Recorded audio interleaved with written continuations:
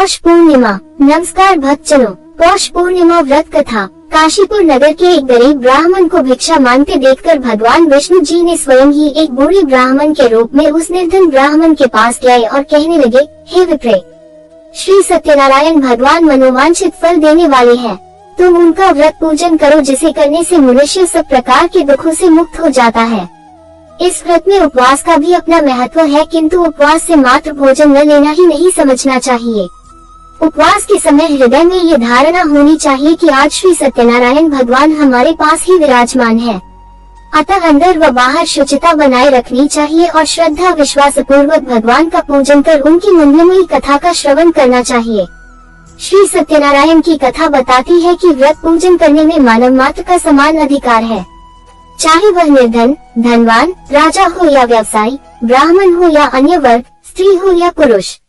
यही स्पष्ट करने के लिए इस कथा में निर्धन ब्राह्मण, गरीब लकड़हारा, राजा उल्कामुख, धनवान व्यवसायी, साधु वैश्य, उसकी पत्नी लीलावती, पुत्री कलावती, राजा तुंगध्वज एवं गोपगणों की कथा का समावेश किया गया है। इस कथा के अनुसार जैसे लकड़हारा, गरीब ब्राह्मण, उल्कामुख, गोपगणों ने सुना कि यह व्रत सुख, सौभाग्य, संपत्ति सब कुछ देने वाला है, तो सुनते ही श्रद्धा, भक्ति तथा प्रेम के साथ सत्यव्रत का आचरण करने में लग गए और फलस्वरूप सुख भोग कर परलोक में मोक्ष के अधिकारी हुए। एक साधु वैश्य ने भी यही प्रसंग राजा उल्कामुख से सुना, किंतु उसका विश्वास अधूरा था और श्रद्धा में कमी होने के कारण उसने मन में प्रण लिया कि संतान प्राप्ति पर सत्यव्रत पूजन करूंगा। समय बीतने पर उसके घर एक सुंदर कन्या ने जन्म लिया। पत्नी ने व्रत की याद दिलाई तो उसने कहा कि कन्या के विवाह के समय करेंगे। समय आने पर कन्या का विवाह भी हो गया, किंतु उस वैश्य ने व्रत नहीं किया।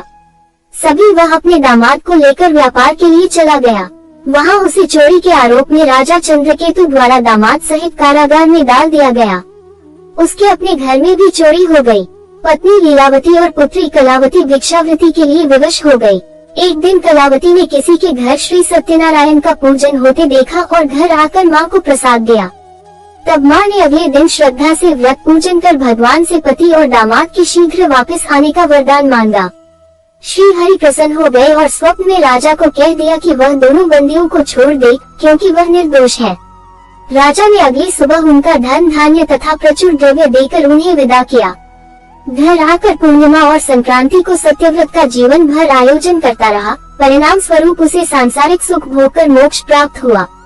धार्मिक कथा, अध्याय, प्रेरणादायक कहानियाँ, सनातन धर्म की जानकारियाँ, देवी देवताओं की जानकारियाँ और भी अन्य जानकारी के लिए आप मेरे चैनल हिंदू राष्ट्रीय व्रत त्योहार को सब्सक्राइब जरूर कर लें। अगर आपको ये कथाएं पसंद है तो कृपया शेयर, लाइक या कमेंट जरूर करें। धन्यवाद।